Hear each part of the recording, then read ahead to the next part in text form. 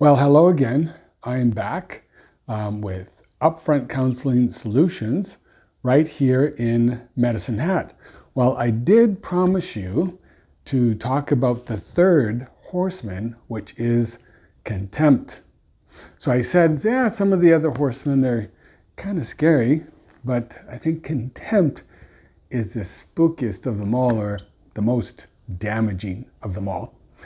So contempt is kind of like criticism, but it's taking it up a whole nother notch, right? With contempt, you're really taking the value of your partner and putting it so much like lesser than. You have, you're pretty much mocking the person, ridiculing the person. Like it's a total disvalue of your relationship. So it gets to be to the point where you're like the relationship is dying, like on the vine. When you not only criticize, but you begin to attack the person. That just every time you criticize that way, attacking the person, one more put down, showing disgust and disdain. And sometimes couples say, oh, I never do that. And the other one says, oh, yes, you do. The other day we were shopping and I asked a question. It was those rolling eyes.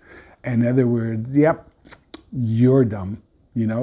Or it's the body posture, that can also be a criticism, how we show facial expression or eyes or body language.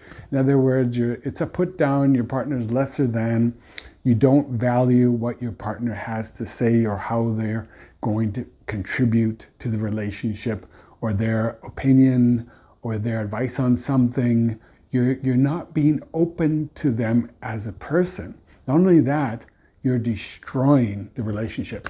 Let me give an example of that. I know a couple, and it was an older couple, but throughout their life though, things would go somewhat okay. They both had amazing qualities as individuals, but when there was a rupture or a huge disappointment, then the wife would take out the whole laundry list of the last 10 or 20, 30 years, and it would be like machine gun fire put downs, that all the things that the person did, right, throughout the years. And it would be, talk about poking the bear.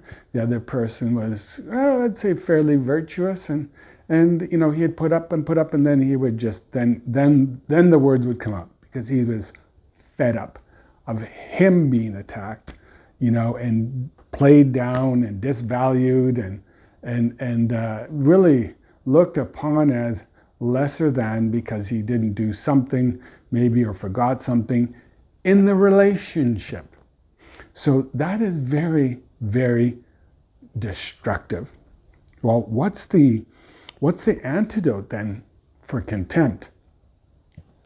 The old antidote for contempt, I'd say the old one, was more have a very affirming attitude in the relationship. Okay, that's true, that's good, but when so much damage has happened and so many put downs have happened and so much destruction has happened in the relationship, just being affirming isn't going to fix it. What needs to happen is healing. What needs to happen is restoration, forgiveness, and then that affirmation. But what has to happen is that, once again, that forgiveness is the restoration. Admitting, okay, this is wrong.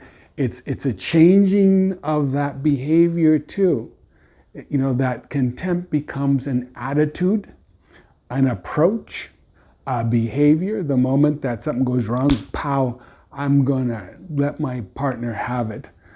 And to really be able to go down a different path of restoration, a different path of forgiveness. choosing to break those old habits, those old approaches, those old things that really attack the person. It has to stop. If it doesn't stop, the partner will say, listen carefully, the partner will say, I am no longer valuable in this relationship. Why am I in it? If I'm getting put downs, scoffed at, attacked, not appreciated or valued, my influence in the relationship, I'm always lesser than. I'm the stupid one. I'm this, I'm that. You know what? At a certain point, the relationship, it's like a grape on the vine, it shrivels up and dies, and that's when the person walks out of the relationship, and then the other person is like, what happened? What? I don't understand. That's, so before you get to that, or if you have this third horseman happening in your relationship, it's not too late. So, when we have a rupture because I said the wrong thing, or she said the wrong thing, or it was an overreaction on my part or her part, I'm not going to go after the person. I'm not going to attack her and belittle her and put her down and make her lesser than. What I'm going to do is think. Go back to defensiveness and say, okay, maybe, well, how could I have done this better? What was my role in this? I always need to be affirming my partner and have this sense I really value you in decision-making times of life, for business, for finance, for relationship with their kids. I'm always leaning towards her wisdom, and I have this confidence of respect. I don't go to that area where I disrespect my wife to the point of no return. That's because the relationship dies. That sense of respect and value and the goodness that you have built within your life, it just dies. So that's the treasure that you always have to keep. If you want to avoid contempt, treasure your partner, affirm your partner, love your partner. Don't go to that degree of disrespecting your partner and attacking the person. I once heard said from a couple, I never attack my husband's person, because that might be an argument or a fight that we just may not come back from. She knew it. So she just didn't do it. And so it's just so important. State your needs, address the real issues, address the real concerns. If there's forgiveness that is needed, then go down the path of forgiveness. Go down the path of restoration. Go down the path of eating humble pie if necessary. But don't resort to launching grenades over the fence at each other and attacking the person, because the very one you love then won't be there for you tomorrow. Okay, so that's the third horseman, contempt. Have hearts of forgiveness. Have hearts of restoration. Seek healing for the relationship. If there's bitterness, the hedge of bitterness does not allow you to see the goodness of your partner. And so remove the hedge of bitterness. Seek the healing. State what happened. Let your partner understand and see that wound. Yes, that is called vulnerability. That's a whole different level of relational trust. But when you do that, then you're back on the journey towards a good relationship. So that's the third horseman, coming to you from Medicine Hat, Upfront Counseling. Remember, look me up on YouTube and give me a 2 thumbs up. You're going to get the short version on Facebook, but look for the long version and the complete message on YouTube. All right.